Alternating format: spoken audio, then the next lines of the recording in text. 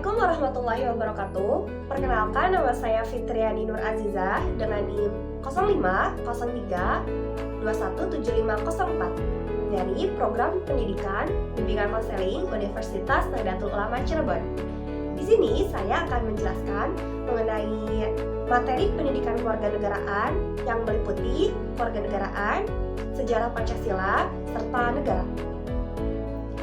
Menurut Hukum Indonesia, Undang-Undang Nomor 12 Tahun 2006 menjelaskan, mendefinisikan apa itu kewarganegaraan. Kewarganegaraan merupakan segala hal ihwal yang berhubungan dengan negara. Yang dimana ketika seseorang mengaku dirinya berkewarganegaraan, seseorang itu memiliki kewarganegaraan, berarti ia memiliki identitas atau memiliki status nasional dalam lingkungan hidupnya. Dan ketika misalkan seorang itu mengaku dirinya berkewarganegaraan, dia akan mendapatkan hak serta kewajiban yang dimana berlaku secara timbal balik dengan negara tersebut. Nah, kewarganegaraan juga didefinisikan oleh Chogan and Derricott pada tahun 1998, yang dimana ini tuh meliputi karakteristik warga negara, yaitu memiliki beberapa karakteristik attribute of citizenship. Yang pertama, sense of identity. Yang kedua, ada the enjoyment of certain rights.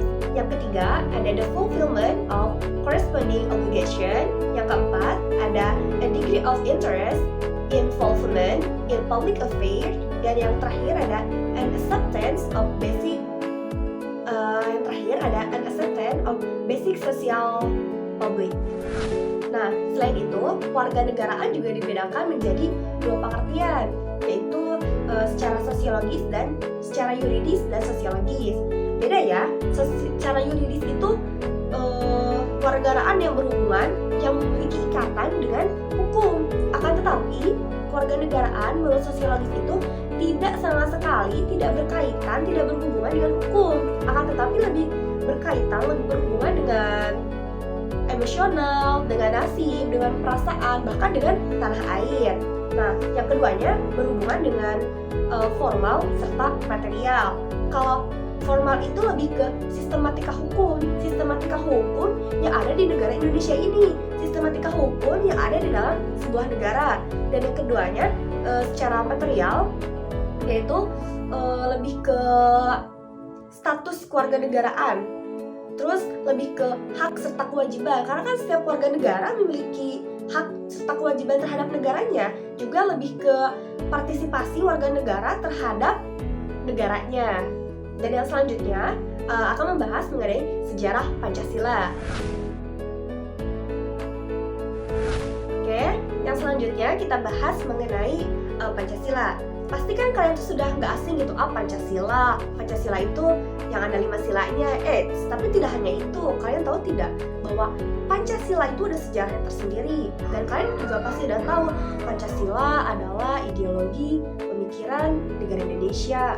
Pancasila adalah dasar negara Indonesia. Yap, itu memang benar. Akan tetapi kita bahas sedikit mengenai sejarah Pancasila.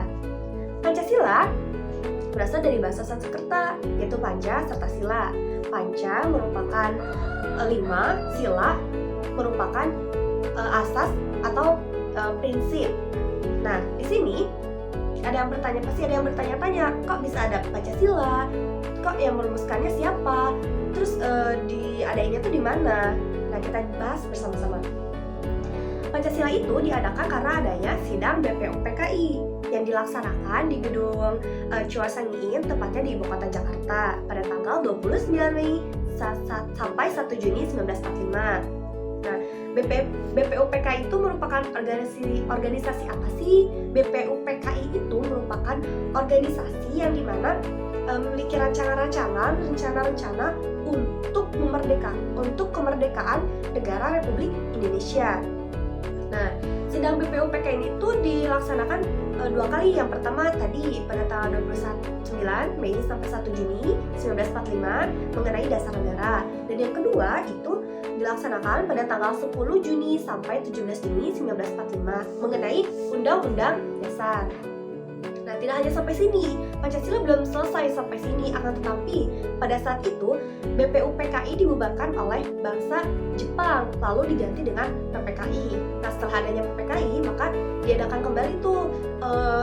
kembali sidang sehingga disahkannya Pancasila, sehingga ditetapkannya Pancasila sebagai dasar pemikiran negara Indonesia pada tanggal 18 Agustus 1945. Dan orang-orang yang merumuskan Pancasila ialah Bapak Insinyur Soekarno, Bapak Muhammad Yamin, serta Bapak Supomo. Mereka adalah orang-orang hebat yang merumuskan Pancasila. Hingga sampai detik ini, Pancasila dijadikan sebagai landasan ideologi, landasan pemikiran, dasar negara Indonesia. Nah, Pancasila itu memiliki 5 sila yang terdiri: pertama, ketuhanan yang Maha Esa; kedua, kemanusiaan yang adil dan beradab; ketiga, persatuan Indonesia; keempat, kerakyatan dipimpin oleh hikmat kebijaksanaan dalam permusyawaratan perwakilan; 5, keadilan sosial bagi seluruh rakyat Indonesia. Nah, selanjutnya kita akan membahas mengenai negara. Selanjutnya, saya akan menjelaskan tentang negara. Negara merupakan organisasi yang berada dalam lingkup hidup masyarakat, yang dimana negara itu merupakan badan tertinggi yang dapat mengatur masyarakat yang berada dalam negara tersebut. Di sisi lain, negara juga memiliki kewajibannya, tidak hanya bikin negara aja, tidak, akan tetapi negara juga memiliki kewajiban tersendiri terhadap warga negaranya, yaitu untuk mensejahterakan, untuk melindungi, serta untuk mencerdaskan bangsa. Nah, para ilmuwan, menurut historia, para ilmuwan filsuf pada zaman Yunani kuno juga mendefinisikan apa itu negara, seperti ilmuwan Aristoteles, Jean Bodin, Roger Soltau, Robert M. McIver, serta Miriam Budiarjo juga mendefinisikan tersendiri apa arti dari negara. Bahkan, negara memiliki teori-teori seperti teori teokrasi, teori organik, teori perjanjian, teori kekuasaan, dan juga teori kedaulatan. Nah, itu adalah teori-teori yang ada dalam sebuah negara. Yang selanjutnya ada bentuk-bentuk negara. Bentuk-bentuk negara itu dibedakan menjadi 2. Yang pertama, ada negara kesatuan, yaitu unitaris. Yang kedua, ada negara serikat, yaitu federalis. Kalau negara unitaris itu adalah negara yang berdiri satu, hanya sendiri. Sedangkan negara federalis ialah negara yang berhubungan dengan negara lain. Contohnya seperti unitaris itu seperti negara Indonesia. Negara Indonesia itu satu, negara udah Indonesia aja, nggak ada negara lain. Sedangkan federalis itu seperti negara Amerika. Amerika itu adalah sebuah negara, akan tetapi di dalamnya ada negara lain lagi. Atau contoh lainnya seperti negara Eropa. Eropa merupakan sebuah negara, akan tetapi di dalamnya ada negara lain lagi. Nah, itu perbedaan negara unitaris, perbedaan antara unitaris serta federalis. Ya, selanjutnya ada unsur-unsur negara. Nah, teman-teman, unsur-unsur negara juga dibedakan menjadi 2. Yang pertama ada konstitutif, yang keduanya ada deklaratif. Untuk konstitutif, yaitu meliputi wilayah atau daerah. Yang selanjutnya mengenai masyarakatnya. Yang ketiga yaitu tentang pemerintahan kedaulatan tersebut.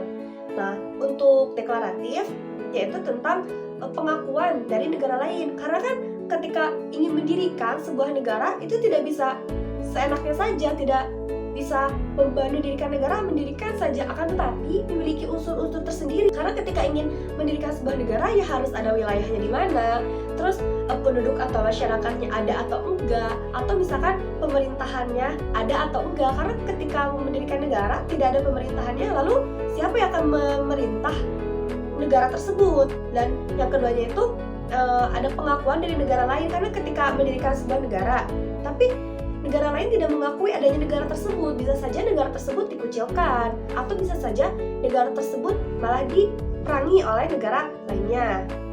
Nah, selain itu ada fungsi dari negara. Fungsi negara itu ialah